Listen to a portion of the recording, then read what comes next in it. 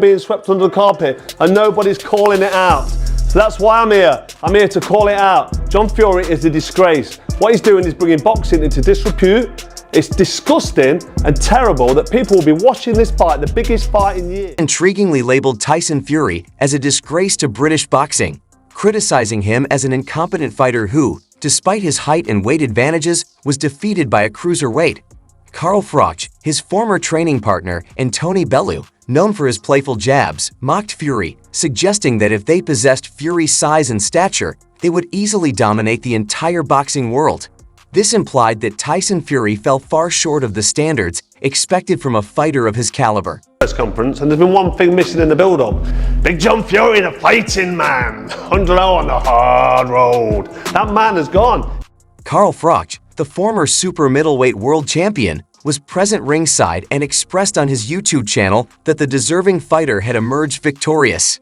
20 stone and 6'9". I've told you what I'd do. I'd fucking invade Russia. But I'm not that big and I'm not that heavy. So, like, I don't know if I could ever lose if I was that big. Froch went on to share that he scored the fight exactly the same as all three judges. It was a closely contested bout, with the momentum shifting back and forth from the start until about rounds 6 or 7. The fight was tight, with Froch scoring it round by round, giving some to Tyson and others to Usyk. There were 3 or 4 rounds where it was difficult to pick a winner, as both fighters were very evenly matched. Froch believed the turning point came around rounds 6 or 7 when Usyk closed the gap as Tyson began to tire, something he had anticipated. While there was little to separate them, Usyk's more eye-catching shots stood out. He also mentioned Frank Warren, who was ringside, complaining about a perceived robbery. Froch suggested that Warren was likely viewing the fight through emotional lenses, believing Tyson had won and that a trilogy bout was in the works. However, Froch firmly stated that, according to his scorecard, Usyk was the rightful winner by 4 or 5 rounds, which aligned with the judge's verdict. You could have never said that Fury won that fight. So there's no complaints other than Bricktop at ringside. But like I said, he's got one eye on the prize, hasn't he? But let's be honest. John Fury should recognize that his son has tarnished the reputation of British boxing. This criticism could eventually prompt John Fury to break his silence.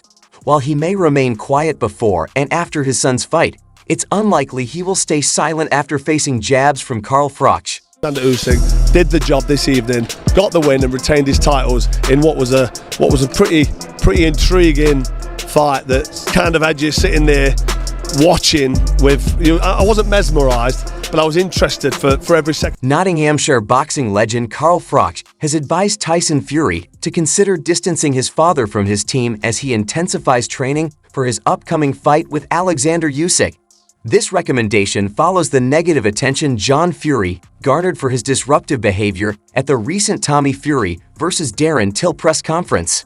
Although Tommy and Till initially maintained a respectful tone, the situation escalated when John Fury started squirting water at Till, triggering a confrontation that required security to step in and separate the fighters before tension subsided. Usyk worked, but the eye-catching shots ultimately came from Alexander Usyk, who is a different class in here. He's just a class above, because when you consider the weight and size. In an interview with Action Network, Carl Froch criticized John Fury's behavior, calling it pathetic and childish for a grown man. Froch acknowledged that Darren Till was outspoken, but emphasized that the focus should be on the fighters, Tommy Fury and Darren Till, not on John Fury. He suggested that John was merely seeking attention, pointing out that he has never achieved anything significant in boxing. Froch praised Tyson Fury as an exceptional fighter, acknowledging his status as a top competitor, though he dismissed Tyson's recent loss to Alexander Usyk, stating he doesn't pay much attention to it. Tyson probably knows that actually, listen, Dad, you've got your best intentions at heart. You want me to win, you want me to do the business, but do me a favour, stay out of the way. Talk of removing John Fury from Tyson's corner intensified as Tyson prepared for his highly anticipated rematch against Usyk, following his first professional loss to the Ukrainian in May. Fury was determined to settle the score. When asked about his strategy for the upcoming fight, Tyson stated that he wouldn't be making any major changes to his approach or team. "Not much time," he said. "I know what I've got to do, nothing drastic. People can say I don't want to change trainers or blame it on my conditioning coach or the cook or even the mouse next door. Same team, same everything. I know what I've got to do. Just sits back, keeps his mouth shut, watches his son and wills him on to win. Maybe he's in the camp, maybe he's helping him and just keeping the distance and letting the real trainers do the job. But yeah, no Big John Fury. I missed him. Where's John? Where's Big John? Former cruiserweight world champion Tony Bellew, a close friend of Carl Froch, watched the fight intently and, heading into the final round, revealed that he had Usyk ahead by a score of 6-5 after 11 rounds. He noted that while some rounds were close, he couldn't see how Fury was winning, as Usyk was pressing the action and outlanding him. "It's all up for grabs here. A knockdown wins this for Fury," Bellew said. He scored the final round 10-10, ultimately giving Usyk a 115-114 victory on his scorecard. Bellew praised the last round, calling it a brilliant chess match, and though he gave the edge to Usyk, he emphasized that no one could complain about the result. "This isn't a robbery either way," Bellew said. "Both fighters gave their all. I just feel Usyk did enough, outlanded Fury, and pressed the fight." While Bellew agreed with the outcome, he felt that the three judges scoring it 116-112 in favor of Usyk was too wide. And the fact that Tony Bellew and Carl Froch didn't make any money out of the game is obviously hurtful to them. And I'm making the biggest bags that's ever. Too wide, but I did have Usyk winning, Bellew acknowledged. "I understand why. It's the pressure and the consistency of his work rate that won him the rounds." He went on to emphasize Tyson Fury's warrior spirit, stating that he deserved immense respect for stepping back into the ring with Usyk after his first loss. Months earlier, Fury had a public fallout with both Bellew and Froch after Carl Froch criticized him for avoiding Usyk in favor of facing the former UFC World Heavyweight Champion, Francis Ngannou. In response to the criticism of his decision to fight Ngannou in a 10-round, non-title bout in Riyadh on October 28, Fury defended his choice. He explained that, at 35 years old, he saw the big-money fight against Ngannou as a more lucrative option rather than immediately rematching Usyk, the reigning undisputed world heavyweight champion. I thought I won that fight again. I think I've got Larry Holmes here. I thought I won both fights. But then again, I've gone home with 2 losses on my record now, so there's not much I can do about it. I can just fight my heart out and do the best I can. But again, I'll always believe in. The two retired former world champions who were most vocal in expressing their dismay over Tyson Fury's decision were Carl Froch and Tony Bellew.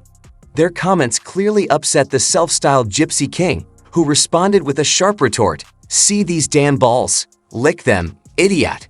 Fury went on to suggest that the criticism from Froch and Bellew stemmed from their lack of success in the sport, stating, "The fact that they didn't make any money out of the game is obviously hurtful to them. I've just signed the biggest deal in boxing history, which I can't divulge to you right now.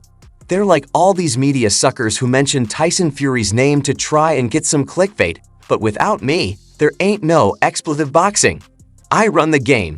In response, Froch accused Fury of disrespecting both the sport and its fans. Big game changer. What's his name? Ngannou. Tyson Fury against Ngannou. So a crossover fight, boxing, MMA. Been there, seen it, heard it all before. See it with Floyd Mayweather and Conor McGregor. It's a load of rubbish. Nobody's in. Carl Froch responded to Tyson Fury's comments by emphasizing that discussing money is in poor taste. "It's not classy to talk about money at all. Me and Tony, we've done all right. We've gotten out of the sport with our health intact, financially free, and physically and mentally in a good place," he said on his YouTube channel, Froch on Fighting. He then continued, "I'm an average fighter. Your CV doesn't stack up against mine. It just doesn't. You've got 4 wins over world champions, Steve Cunningham, Vladimir Klitschko in a real stinker of a fight, Deontay Wilder 3 times, and you beat him twice. I've got 11 wins over world champions. Lennox Lewis, he's got 14. It's not classy, is it? To talk about money, it's not classy at all. Me and Tony Bellew, and I can talk for Tony because I know he had a couple of lucrative fights on paper, we've done all right. We've got out of the sport financially free with, more importantly, our health intact. We're physically and mentally. Centrical, we don't need to know about it because heavyweight is just a different kettle of fish, isn't it? the heavyweights tend to make all the money they do over decades of. I thought it was very difficult to split them. Fucking hell. Just got punched in the stomach by Naz. Luckily I got a transmitter in there, otherwise I would have been down. British Museum stole other countries' shit for centuries. Whatever, maybe these camel jockeys were giving me a small bit of revenge. Anyways, I'll see you guys.